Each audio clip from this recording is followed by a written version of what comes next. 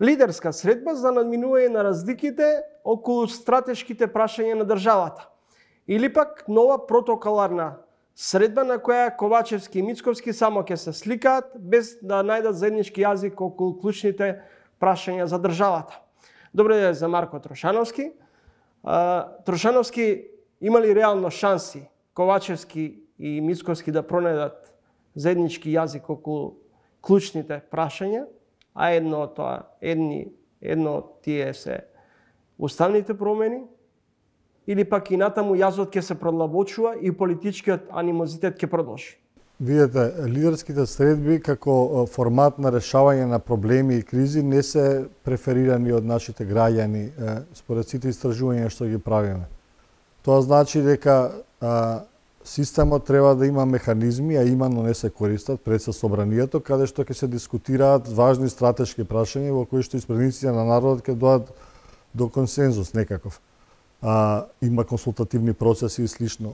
Сега малку ситуацијата е пресвршен чин на некој начин, откако опозицијата беше долго време игнорирана во развивање на државните позиции околу францускиот предлог и уставните измени, откако, да речем, консултацијата со граѓанскиот сектор и со експертската фела потврди и слично. Сега е гасење пожар, ваков тип на средба, и во таа перспектива изгледите да вроди со некакво решение и плод се мали. Во секој случај е добро за државата, за јавното ткиво, за менталното здравје на луѓето, што би се рекло, да покажеме дека умееме барем да разговараме без да создаваме препокувања, етикетирање, непријатели, агресија еден кон друг, и тоа е нешто што мислам дека може да му помогне на општеството да преброди вакви кризни поларизирачки моменти. Барем да се разговара. Иако изгледите за такво нешто, мислам дека се мали, судејќи по изјавите на лидерот на опозицијата, но и на премиерот. Барањата им се диаметрално спротивни, едни бара парламентарни избори, да повикува на уставни измени, без да се согласи на предредени парламентарни избори, така да тие се спротивни, меѓутоа можеби ќе се најдат некаде двајцата лидери, посакувам да е тоа така, иако ситуацијата е доста, да речем, во моментов неветува. Трошановски, уставните измени влегуваат во собранието без консензус, иако спикерот на законодавниот дом претходно говореше дека нема никаква смисла уставните промени да се најдат пред народните избраници без претходно да биде обезбедена двотретинската поддршка во собранието. Дали ова значи дека сепак не е невозможна мисија да се протуркаат уставните промени? Видете, можноста секако постои, иако е мала според мене во моментот. Охрабрувам и мислам дека е добра идеја да почнат консултации и иницијатива во собранието, дури истите да пропаднат, нема да биде прв пат. Она што не треба да се случи е ова да биде само замка, на некој начин да се искористи како тактика да се зголеми притисокот врз опозицијата, како тактика да се повторно блоковски доподелиме во смисла на кој е за уставни измени, кој не е, кој е про-ЕУ, кој е анти-ЕУ. И во таа смисла, ако задната намера е да се постигне дополнителна поларизација и притисок врз ВМРО, тоа не е во ред. Мислам дека е контрапродуктивно. Ако идејата е да разговараме, да пробаме низ консензус национален да се изложат позициите во собранието како и зошто треба или не треба да се воведат да се направат уставните измени, мислам дека е вистинскиот начин да се оди. На крај на краишта, ако целиме на есен да стигнеме со уставните измени, не треба да губиме време, макар и тие да не успеат. На крај на краишта, барем сме се обиделе, барем не сме го потрошиле времето, така да политички е прагматично, практично таа иницијатива да се случи во собранието. Колку реално е возможно власта да ги обезбеди потребните 80 пратенички гласови? Професорот Спасеновски во минато неделното гостување на тренинг не исклучи можноста дека можеби власта сега повеќе нема да разговара со партиите, туку ќе оди низ директни разговори со поединци од пратеничката група на ВМРО-ДПМН. Тоа е легитимно. Секако дека пратениците на крај краишта да ги представуваат партиите, меѓутоа во собранието секој застапува или настапува пред се сам. Што доколку реално до крајот на годината не се спроведат, не се внесат бугарите во преамбулата? Што ако не ги усвоиме до есен? Мислам дека подобро да се случи тоа, бидејќи веќе од кога прифативме предлогот минатата година, веќе нема зошто да го влекуваме на крај на краишта, но и да не се случи сега, да ни треба полого период на консултација како општество, затоа што и ВМРО во повеќе наврати сме свесни дека рече дека нема ништо против уставните измени. Ако не се случи, ќе се случи можеби ќе се случи подоцна. Дека Македонија ќе биде ставена во некој друг блок на земји кои што со Босна, да речеме Косово, кои што ќе чекаат многу подолго, ќе бидат нели во третиот ред наместо во првиот ред на процесот на пристапување. Мислам дека е дел од општиот притисок, нели создавање еден момент на итност, што за жал не е добар, повторно ќе кажам, иако за нас би било што побрзо подобро, затоа што нема да губиме време. На што се должи овој негативен тренд на отпор кон тоа бугарите да бидат дел од македонскиот устав? Видете, само по себе тоа внесување не значи ништо. Нели, напротив, можеби ја заедно уште повеќе преамбулата во смисла дека ги представува сите заедници и тоа е супер, тоа е европски, тоа е прогресивно. Отпорот кај луѓето доаѓа пред се од можностите кои што ги нуди преговарачката рамка, која што односно сите документи што се дел од преговарачкиот процес, во кој што е преговарачката рамка и заклучоците, и за тоа се зборуваше многу да не должа, меѓутоа го вградува и протоколот кој што ни станува обврска, а во кој што има притисоци, нели, кој што има обврски за промена на образовните материјали, за отварање на архиви, за извинување некакви, за историски ревизионизам, кој што мораме да бидеме фер, произлегува од усвоените документи на државно ниво од страна на Бугарија кои што го негираат нашиот народ. Оне што луѓето ги прави да прават што поголем отпор, ги прави по револтирани кон уставните измени, е нивната символика, дека всушност тие се тројански конј инструмент на протуркување на негацијските политики кон нашата земја и е само еден инструмент, една тактика на бугарската страна која што не се заснова на добра волја. Видовме и во случајот со Пендиков. Ние во протоколот имаме дека треба да спречуваме говор на омраза, да обесхрабруваме приватни поединци да настапуваат со говор на омраза и слично. Во случајот со Пендиков нашата држава ги направи сите можни и формални и политички гестови на правилно постапување. Се отвори случај во обвинителство, имаме судска расправа во моментот, имаше осуда од сите политички лидери, сепак од бугарската страна тоа беше потолкувано како е уште еден доказ за систематската дискриминација и говор на омраза, и покрај извештаите на Советот на Европа во кој што се вели во Македонија нема системска омраза кон бугарите, постојано се тврди на тоа и очигледно тоа само го зголемува револтот кај луѓето како што времето поминува. Трошански, каде води ова поделба на про и анти-ЕУ политика и дали помалку оваа реторика на власта не ви наликува на времето на Груевски, кога граѓанскиот сектор, медиумите, новинарите, дел од научната јавност беше делена на патриоти, предавници? Мислам дека не води никаде, апсолутно води во удоле, во провалие. Таа реторика можеби на краток рок им користи на политичките партии за политички поени, затоа што ги радикализира луѓето, ги става во табори, ги мобилизира малце повеќе да бидат заинтересирани за темата и како такви им се користи да излезат и да гласаат на следни избори. На среден, на долг рок, долгорочно, тоа во нашето општество прави, а веќе направи огромен проблем. Ја уништи социјалната кохезија. Тоа е сврзнато ткиво на едно општество. Значи, довербата, како психолошка состојба, довербата помеѓу луѓето, довербата во институциите, довербата во политичарите е единственото сврзано ткиво на една држава, на државна структура на институции. Без довербата тие не функционираат, не постојат.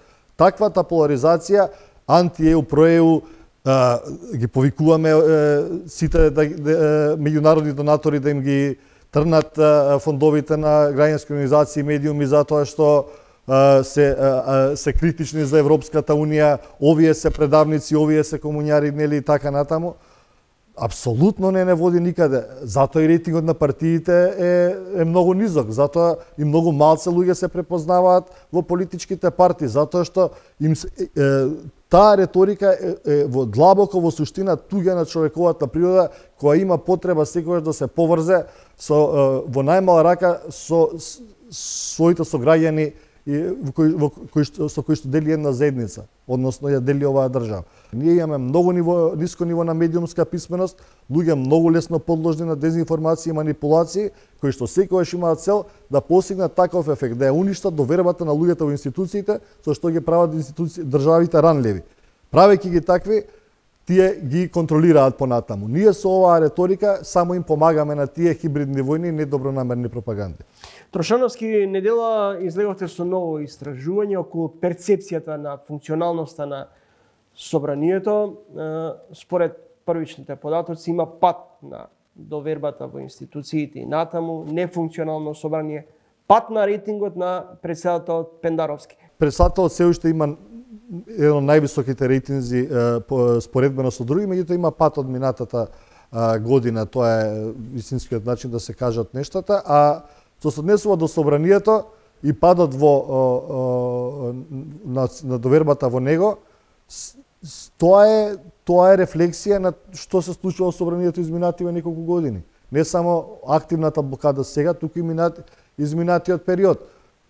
Сведочиме на огромен број на закони кои што чекаат, не се во законска процедура, сведочиме на злоупотреба на европско знаме, од легализација на марихуана преку закон за јазици, па се до овој случај контроверзен на Бехтел Јенка кој што ни се случува во периодот, бојкот на собрански седници, филибастеринг. Во суштина собранието, според истражувањето, е препознаено од граѓаните дека е главната институција која што треба да ги движи демократските процеси.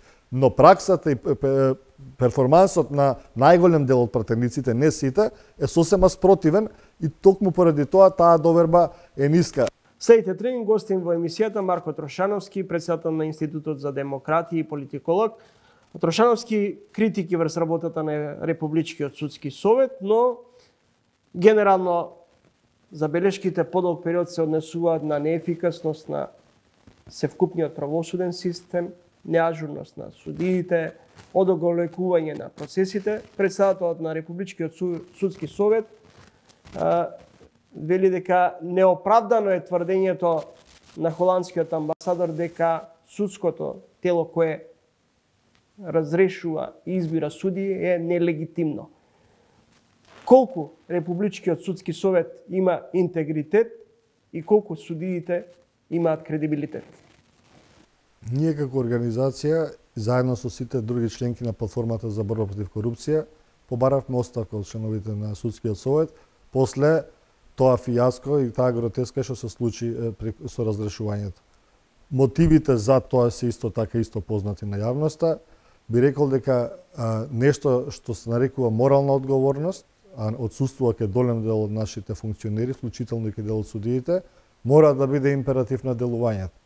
Затоа и судскиот совет е на дното од оваа листа на доверба за која што зборував претходно од нашето истражување, односно судството и јавното обвинителство не само сега, туку и на години наназад се на самото дно. Ако на самите суди тоа не им е оние што го раководат судството, тоа не им е показател дека нешто не функционира, тогаш нам ни нема спас. Значи, личниот интегритет на оние кои што вршат јавна функција, тој имаат мисија да работат во интерес на граѓаните на оваа земја. Кога јавноста тоа не го препознава, но не само јавноста, ајде некогаш перцепциите може да бидат изманипулирани, сите индикатори покажуваат дека суството не функционира во голем дел, особено во доменот на борба против висока корупција. Видовме што се случува со апелационен суд, видовме индициите за политички влијанија во Одделението за организиран криминал во јавното обвинителство и слично. Одговорноста мора да постои. Сега таа како да случи телата што треба да ја бараат таа одговорност, всушност самите покажаа непридржување до највисоките стандарди на добро управување. Прочистување на судството мора да се случи час поскоро според мене. Тоа веќе е многу зборувано. Значи не ветинг во смисла на Албанија која што ќе не блокира, затоа што целосно ќе не остави без суди, но реформа во која што некакво тело со интегритет составено од суди препознаени во својата професија, можеби од меѓународни инстанции и така натаму, ќе ги провери предметите по случајен избор на судиите, ќе го истражи имотот на судиите, на обвинителите и така натаму, и тоа прочистување да се случи на таков закон. Впрочем, и сега постојат такви механизми кои што за жал не се употребуваат. Зошто се заобиколуваат? Се заобиколуваат затоа што очигледно дека таа спрега на судство, извршна власт во смисла на тргување со влијанија, корупција, клиентелизам, непотизам и така натаму, премногу долго е градена од сите политички и судски инстанции кај нас, да сега биде лесно разбиена од оние што сакаат да покажат малце интегритет во професијата. Видовте што се случи со обвинителката Ленче Ристовска, гледате што се случува со некои обвинители што сакаа да чепнат во мечкината дупка што се вели, гледаме што се случува со дел од суди кои што сакаат да покажат интегритет. Така да таа реформа мора да се случи на тоа многу мало ткиво, меѓутоа суштинско ткиво на судството кај нас, кое што го прави проблемот и ја заробува оваа трета гранка на власта. Може би прва и најважна, затоа што неказнивоста е всушност извор на сите проблеми во нашето општество. И при крајот на ово издание на Трилинг, освен уставните промени, може би главен јас како прашање кое се создава проблем во домашната јавност е изградбата на коридорот 8 и 10Д, поточно договорот со американско-турскиот конзорциум. Од голема надеж до сомнеш околу целата постапка со овој договор кој власта вели дека е капитален. Председател Пендаровски стави подпис, но се повеќе се продлабочува незадоволството, не само кај и револтот, не само кај политичките опоненти, но и генерално кај граѓаните околу начинот на кој се турка овој проект. Што вие мислите? Што е најспорниот дел? Речиси се е спорно, освен тоа дека ЕБ Италиенка навистина градат квалитетни патишта. Тоа можеме да го видиме во регионот. Меѓутоа, дека тие патишта ги преплативме, или ќе ги преплатиме прескапо, и тоа со даночни пари, наши пари, е нешто што навистина ги боли луѓето. Ние одбивме да овие патишта, кои што се дел од европските коридори, ги финансираме со европски пари. Свесно ги трнавме овие пари да бидат финансирани само од домашен буџет. Зашто? Затоа што ако побараме кофинансирање од европски средства, треба да спроведеме јавни тендери и набавки. Во кои што секако ќе падне цената поради наддавањето и слично, ако се тераат како што треба. Тука делот кој што е пренапумпана цена, која што понатаму, ризикот да отиде за корупција огромен, немаше да се случи. И ние, нас тоа ќе не чинеше многу помалку и тие средства ќе ги даевме, ако некој размислува за оваа држава, за многу поблагородни нешта. Оправданоста на тој коридор никаде не постои анализа колка е реално финансиската оправданост за толку пари вложени во тој коридор. Ке биде убав, ке биде брз, ке патуваме брзо до Охрид, така натаму, дали воопшто тоа ни треба и каков социоекономски развој тој би создал. Такви студии не постојат, ние немаме проекти така натаму. Значи грешките од тој проект се многу. Уште од самиот почеток, уште од кога се донесе во собранието резолуцијата со која што се отвори пат за лек специјалис, посебен закон за обиклување на јавни набавки со Бехтел Јенка, за кој што патем гласа и ВМРО ДПМН, каде што вели дека Бехтел Јенка нема да биде одговорен за неквалитетната работа спроведена од незините подизведувачи, на пример.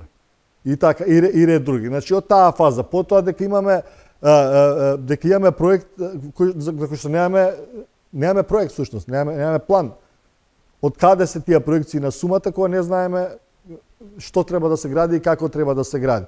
Потоа овие серија на закони кои што произлегува, кои што се дел противуставни, дел кои што задираат и во материјалното наследство, на археолошко наследство на нашата земја, преку тоа што можеше све да се поништи само во интерес на да се изгради побрзо автопатот, скандалите околу експроприацијата на истиот и слично. Така да, патот изградбата ќе вклучи домашни компании, ќе создаде работни места, меѓутоа по која цена тоа ќе се случи и дали тоа што ние требаше да го платиме ќе ни донесеше поголема вредност ако користевме јавна набавка на која што повторно можеше Бехтел Јенка да се пријави, меѓутоа која што ќе ни чинеше помоги, можеби ќе донесеше некој поквалитетен изведувач исто така. Значи серијата е долга на проблеми кои што овој проект во суштина ги има. Бехтел Јенка има историја на проекти каде што изведбата чинела многу повеќе од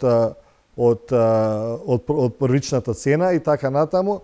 Така да од материјален аспект, од аспект на владење на право, од аспект на антикорупцијски добри пракси потврла овој на секое ниво. Така да мораше да се има сенс. Не може да се бутка на сила, агресивно би рекол, вака скап, историски најскап проект, додека антикорупцијските механизми на државата се уште работат својата работа.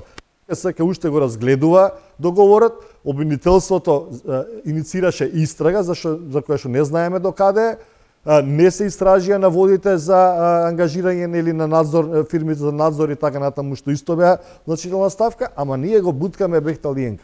И тоа ке луѓето нормално создава револт и разочарување и од партнерите и од ветувањата на оваа власт за подобро владење на крај на краишта и самото злоупотребата на европско знаме. Мислам дека поеклатантно не можеше да биде осудена од Европската унија, кон која што патем, целиме да станеме член. Ви благодарам за гостувањето во емисијата. Благодарам.